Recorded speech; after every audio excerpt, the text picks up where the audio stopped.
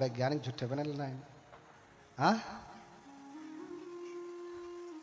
बुद्ध की पूजा कौन कर सकता है, इसका उत्तर कहां दिया गया? उत्तर मैं देता हूं, आप ढूंढते रह जाएंगे। इसलिए तो आया हूं। उतने दूर से उपासिका ने टिकट विकट करवा करके बुलाया कि आइए भंते जी, इन सबको सुनाइए। अपने घर पे भी बुला लेती, इतना खर्चा भी नहीं करना पड़ता। हाँ, ज़्यादा समय भी उनको दे देते। अब तो हम वहीं रह करके भी उनको समय नहीं दे पा रहे। वो जब से आए हैं तब से कह रही, भंते जी हमारे घर में आधे घंटे की पूजा कर दीजिए। आधे घंटे की पूजा नहीं कर पा रहा हूँ उनके घर में। कभी इधर कभी उधर कभी उधर। कोई कह रहा अपना अपना पाँव यहाँ रख दीजिए, कोई कह रहा अपना पाँव यहाँ रख दीजिए। हम कहें कि यहीं रुको, काट के यहीं दे दे रहे, रखते रहना इधर उधर। हाँ, सारा पुण्य पहुए रखवाने में हो गया। हाँ, उसका भी पुण्य है, लेकिन सारा पुण्य पांव रखवाने में, कथा के आयोजन में नहीं। सबसे बड़ा दान क्या कहा भगवान ने? क्या कहा? आप दान बहुत कुछ करते हैं, लेकिन सबसे बड़ा दान क्या है? हाँ, धम्म दान। धम्म दान सब दानंग धम्म दानंग जिनाति। धर्म का दान सबसे बड़ा दान है इस धरती पे। कपड़ा भी फट जाता है, भोजन भी पच जाता है, हाँ, वाहन भी पुराना हो जाता है, चीवर भी फट जाता है, जो कुछ भी आप देते हैं नष्ट हो जाता है। हाँ, जीरंति वे राजरथा सुचिता अथो शरीरम पि जरम उपेति सतंच धम्मो न जरंग उपेति संतो हवे सभिंग पवेदयंति। क्या कहा? बुद्ध के भिक्षुओं को संत भी कहा जाता। संत, संत आप जानते हैं ना, संत रैदास, संत कबीर, ये सब वज्रयान से ही पैदा हुए हैं। व्याख्या करने का समय नहीं है, मजबूरी है, मैं चाह के भी नहीं कर पा रहा हूँ। बहुत बातें हैं, कैसे उत्पन्न हुए हैं, एक एक बातें बहुत गहरी हैं। बस इतना समझें, संतो हवे सब भिंग पवेदयंति, ये दंपत की गाथा है, कबीर के बीजक से नहीं लिया गया है, साखी शब्द रमैनी से नहीं लिया गया। ये कबीर से पहले का वचन है, संतो हवे सब भिंग पवेदयंति। हाँ, क्या? जीरंति वे राजरथा सुचिता। अरे राजा का सुचित्रित रथ भी, सुंदर रथ भी पुराना हो जाता है, नष्ट हो जाता है। अथो शरीरम पिजरम उपेति, शरीर भी पुराना होकर के नष्ट हो जाता है। सतंच धम्मो न जरम उपेति, लेकिन क्या पुराना नहीं होता? पुराना क्या नहीं होता? क्या नष्ट नहीं होता? तो बुद्ध ने कहा भिक्षुओं को संत कहा जाता है। इतना ही नहीं, जितने भी बुद्ध हुए हैं उनको भी क्या कहा जाता है? संत कहा जाता है, संत। सतंच धम्मो न जरम उपेति। संतों का धर्म कभी भी बूढ़ा नहीं होता, बूढ़ा पुराना नहीं होता, कभी नष्ट नहीं होता। संतो हवे सब भिंग पवे। जितने भी बुद्ध हैं ये कहते आ रहे हैं हमेशा से, जितने भी बुद्ध हैं होने वाले और जितने होंगे वो सब कहते आए हैं। हम भी वंदना में कहते हैं ना, ये च बुद्धा अतीता च ये च बुद्धा अनागता। पच्चू पढ़ना चाहिए बुद्धा, जो भूतकाल में थे, जो वर्तमान काल में जो है, भविष्य काल में होंगे, जो वर्तमान में है। अहं वंदामि सर्वदा, मैं हमेशा उनकी वंदना करता हूँ। वंदना है ना, तो तीनों कालों में बुद्ध हमेशा रहते हैं। क्यों? क्योंकि ये धरती कभी अरहतों से खाली नहीं होती। असुन्यो लोके अरहंते ही, यह धरती कभी भी अरहतों से खाली नहीं होती। पर स्त्री भवति परधनेन स्पृहा यस्य पुंसो मिथ्यावादी सहयस्यान्न पिबति मदिराम पाणिनो यो न हन्यात्। हाँ, पूजा कौन कर सकता है? हाँ, मातेवासीत पर स्त्री भवती, जो दूसरे की स्त्री को मां के समान समझता है, मां के समान, उसकी अपनी स्त्री ही स्त्री है, उसके लिए पत्नी है। दूसरी कोई सुंदर स्त्री दिख जाए तो वो उसे पत्नी के भाव से नहीं देखता है। किस भाव से देखता है? मां के भाव से देखता है। पर धने न स्पृहा यस्य, दूसरे के धन में जिसकी कोई स्पृहा नहीं, उसको चोरने की, लूटने की या प्राप्त करने की कोई कामना नहीं करता। पर धने न स्पृहा यस्य पुंसो मिथ्यावादी। और जो पुरुष है वो मिथ्यावादी नहीं है, सत्य बोलने वाला है। सत्य क्या करने वाला? क्या करने वाला? सत्य बोलने वाला। सहयस्यान्न पिबति मदिराम, देखो तुम्हें बुद्ध की पूजा करनी है तो कितनी तैयारी करनी पड़ती है। कौन बुद्ध की पूजा कर सकता है? और जो ये लोग आजकल के वैज्ञानिक नहीं कर रहे हैं तो नहीं है करें, मैं तो कहता हूं, क्योंकि ये कर भी नहीं पाएंगे। हाँ, एक बार मैं वहां पे था सारनाथ में, पहले जहां पे मंदिर में रहता था पहले वाले में, एक उपासक जी आए, नाम नहीं लेना चाहता हूं लेकिन मुझे लगता है कि आगे बैठा हुआ वर्ग उन्हें जानता है, बहुत प्रसिद्ध उपासक है, उनका बड़ा संघ है। उन्होंने कहा कि भंते जी एक 5वां सील हटा नहीं दिया जाए? हाँ, सुरा मेरे, शराब पीना, ये तो शाकाहारी भी अंगूर से बनता है, महुआ से बनता है, इसे हटा ना दिया जाए? हाँ हाँ, बोलिए भगवान बुद्ध की। बुद्ध क्या कहते हैं? पियत शराब जमावत जुआ, जियत न जाने हूं मुआ। कोई शराब पीता है, जुआ खेलता तो उसको जिंदा मत समझिएगा, मरा हुआ है। उसे तो सुगंध दुर्गंध का पता भी नहीं चलता, अच्छे बुरे का पता भी नहीं चलता। एक बार बस समझने के लिए कह रहा हूं, किसी को बुरा लग जाएगा तो समझ लेना कि वही पीता होगा। अब बुरा लगने वाला बात भी खत्म कर दिया हमने, अब इसे लगेगा अभी तो नहीं बोल पाएगा, क्योंकि प्रकट हो जाएगा भरी सभा में। हाँ कहीं से भी छोड़ूंगा नहीं आपको। हाँ, एक बार बस समझने के लिए, एक व्यक्ति शराब इतना पिया कि शराबी को शराब के ठेके के मालिक ने भगा दिया, भागो यहां से, रात हो गई, बंद करना यहां से। रास्ते से चलते चलते, ऐसे ही गांव का रास्ता था, जानते हैं गांव में शौचालय तो होता नहीं। हाँ, किसी ने वहीं पे आग रख दिया था। शाम को लोग डब्बा लेके जाते हैं, आग रख के चले आते हैं, है ना। अरे आग से जलने के बाद आदमी उतना नहीं छटकता जितना उस पे पैर पड़ जाने के बाद छटकता। हाँ, तो किसी ने रास्ते में आग रख दिया था और रास्ते में पियक्कड़ अपना घूमते आ रहा है, पैर पड़ गया उसी के ऊपर और थोड़ी थोड़ी खुशबू उसको आने लगी। हाँ, आगे चलाया, पैर तो पड़ गया, आगे चलाया, मन में आता ही बदबू कर रहा है, क्या चीज है, उसे कहीं देखा है। आकर के ध्यान से देखता, नहीं वो चीज नहीं है। फिर आगे चला जाता, फिर आगे जाने के बाद उसको फिर से खुजली होती, अरे लेकिन है क्या चीज जो उसे कहीं देखा है। फिर से वापस आता, हाँ, ध्यान से देखता, ना आंख से दिखाई दे रहा ना ध्यान से दिखाई दे रहा है, क्योंकि शराबी व्यक्ति को ध्यान भी नहीं हो सकता। हाँ? ध्यान से देख रहा है, नहीं समझ में आ रहा है तो थोड़ा और नाक पास में लेके गया, नहीं वो चीज नहीं है, आगे बढ़ गया। फिर मन में खुजली करता है कि लेकिन है क्या चीज, मेरे समझ में नहीं आ रहा, इस बार पता लगा के ही छोड़ूंगा। वापस लौट करके आता है, खूब ध्यान से देखता है, नहीं समझ में आता तो नाक लगा के सूंघता है, तब भी नहीं समझ में आया, उंगली लगाया, कह रहा अरे ये तो वही चीज है, अच्छा हुआ मेरा पैर इस पे नहीं पड़ा, नहीं तो सारा धर्म नष्ट हो जाता। हाँ,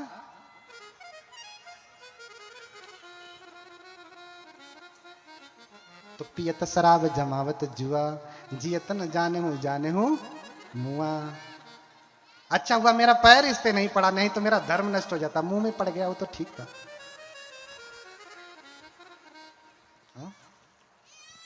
सहयस्यान्न पिबति मदिराम, उत्तर दे रहा हूं, कौन पूजा कर सकता है। सहयस्यान्न पिबति मदिराम, कुछ तो भगवान ही है जिनको मदिरा चढ़ाई जाती है ना। दारू पिए वाला कौन भगवान हो ही हो, है तो तोहार आदमियों तो पिए ना, वो के भगवान माना तो काहे आपत्ति। फिर आके कहेंगे भंते जी हमारे यही जन बहुत पिए न, तनी इनके कुछ बताए दी हल जाए, हम का बताई, तू तो भगवान के खुदे चढ़ावत हो। हाँ, बोलिए भगवान बुद्ध की। सहयस्यान्न पिबति मदिराम, जो मदिरा नहीं पीता, पानी नो यो न हन्यात, जो प्राणियों की हत्या नहीं करता, मदिरा नहीं पीता और प्राणियों की हत्या नहीं करता। क्योंकि मदिरा पीने वाला सब बुरा कर्म करता है। वो झूठ भी बोलेगा, चुगली भी करेगा, कटु वचन बकवास सब कुछ करेगा, क्योंकि अब पी लिया है ना। तो कबीरदास भी कहते हैं कि कामी तरे क्रोधी तरे और पागल की गति होए। देखिए कबीरदास क्या कह रहे हैं, कामी तरे क्रोधी तरे और पागल की गति होए, लेकिन सलिल भक्त संसार में तरत न देखा कोई। कह रहे हैं कि कामी क्रोधी पागल ये सब तर जाते हैं अंततः, लेकिन सलिल भक्त अर्थात शराब पीने वाला किसी को तरा हुआ नहीं देखता मैं, कोई तरता नहीं, अर्थात मुक्ति नहीं प्राप्त करता। मैं नहीं कह रहा हूं, मैं नहीं कह रहा हूं, जाकर के साखी और बीजक देख लेना। ये कौन कह रहे हैं? बाबा साहब के गुरु कौन? संत कबीर। कामी तरे क्रोधी तरे पागल की गति होए, असलिल भक्त संसार में तरत न देखा कोई। तो शराब पीने वाला कभी नहीं तरता, कभी उसको परम पद नहीं प्राप्त होता।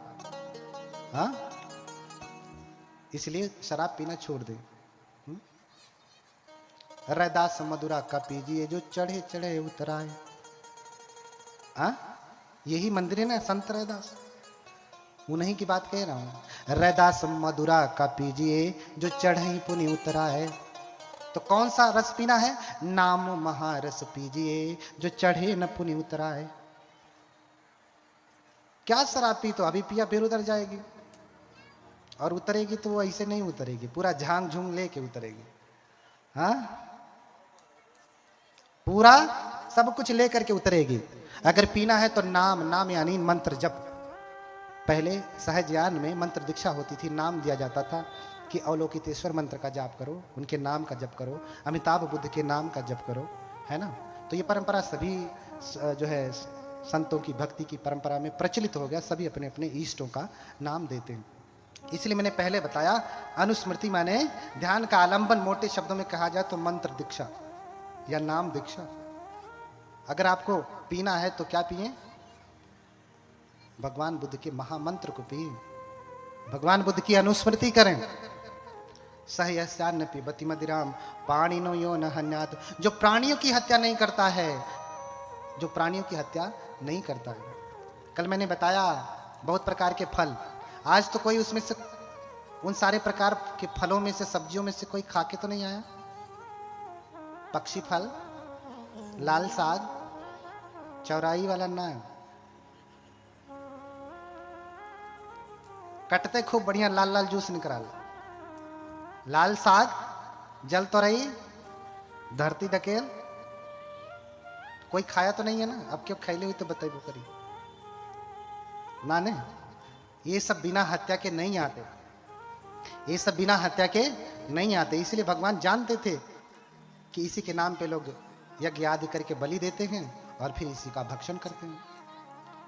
इसलिए भगवान ने इन सब पे रोक लगाया कि जीवों की हत्या बंद हो, मांस खाना बंद। आज वो कोई बलि वली थोड़ी चढ़ा रहा है, आज तो आप अपनी खुशी से खा रहे हैं, तो बलिए समझिए आप, बलि दे रहे हैं आप उनकी। बस किसी मंदिर किसी देवता के सामने नहीं दे रहे हैं, ठीहा पे रख के कटवा रहे हैं, किसी को चढ़ा नहीं रहे, लेकिन बलि तो उसकी हो रही है। सैक्रिफाइस, बलि माने सैक्रिफाइस, उसके जीवन का बलिदान तो हो ही रहा है, उनके प्राणों का हरण तो कर ही रहे हैं आप। इसलिए पाणी नो यो न हन्यात्। और जो प्राणियों की हत्या नहीं करता है, तो जो इतना कर्म नहीं करता है, भगवान पाद पूजा विधातुम, वही भगवान बुद्ध की पूजा कर सकता है, चरणों की पूजा कर सकता है। कौन?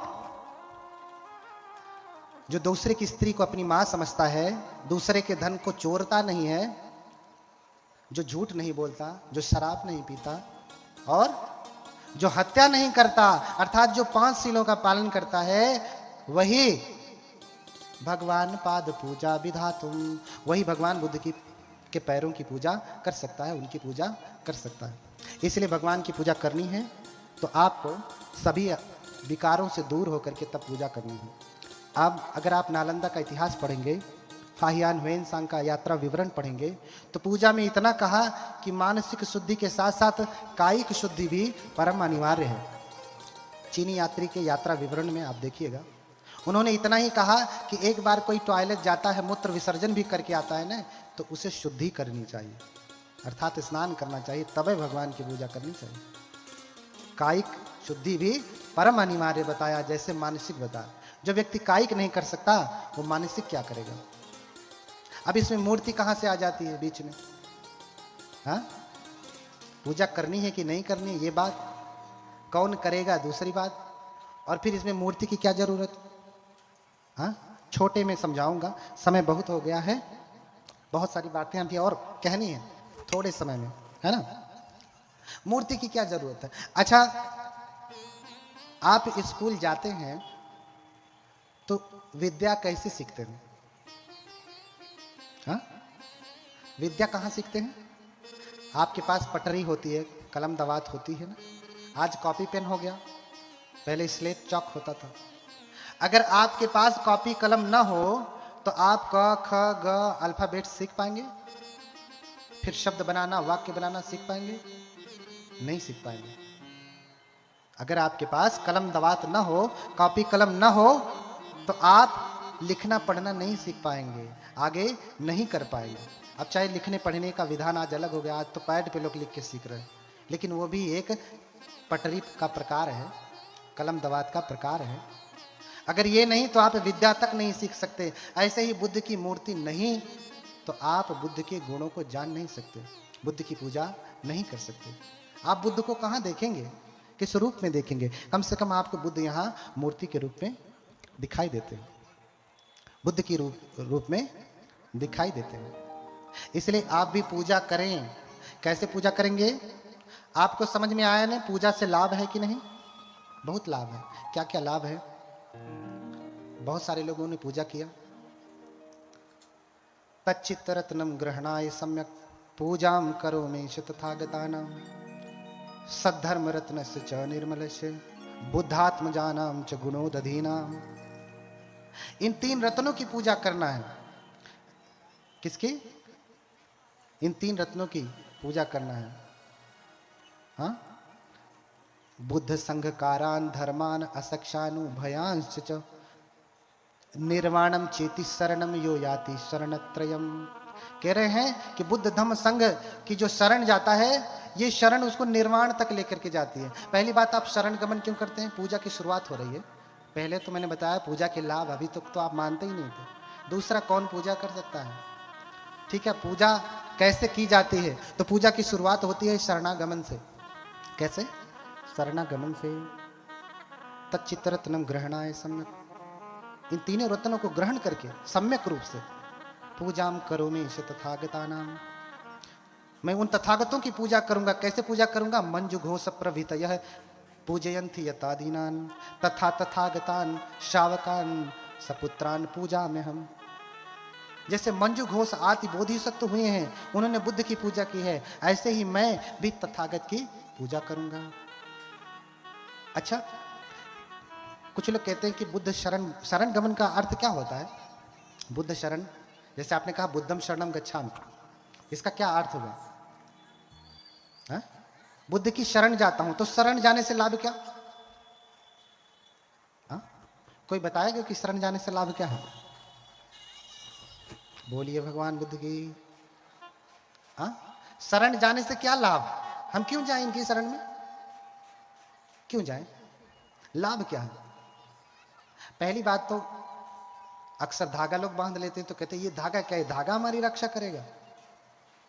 तो क्या भैया तुम बॉडीगार्ड रखे हो, वो रक्षा करेगा? जिसके पास बॉडीगार्ड है वो मरता नहीं है, उसी को ज्यादा लोग गोली मार के चले जाते हैं। बिना बॉडीगार्ड वाले को तो कम मारते हैं।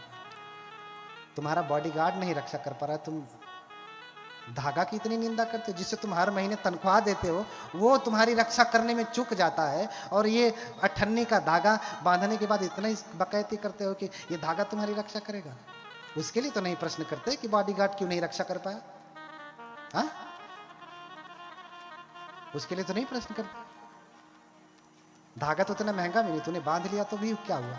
इस धागे को परित्राण का धागा कहा जाता है। पहले समझिए कि शरण गमन, शरण गमन का अर्थ क्या होता है, शरण जाने से क्या लाभ है। हाँ, पहले समझिए दलाई लामा जी भारत में क्या लिए हैं। शरण का अर्थ ही होता है, अगर परमत्थ ज्योतिका में आप इसकी व्याख्या देखेंगे तो इसकी व्याख्या की गई है। परमत्थ ज्योतिका हमारे सुत्त निपात की अट्ठकथा है, खुद्दक पाठ की अट्ठकथा है। तो शरण किसे कहा, हिंसतीति शरणम। शरण क्या है, जहां जाने से हिंसा हो जाती, किसकी,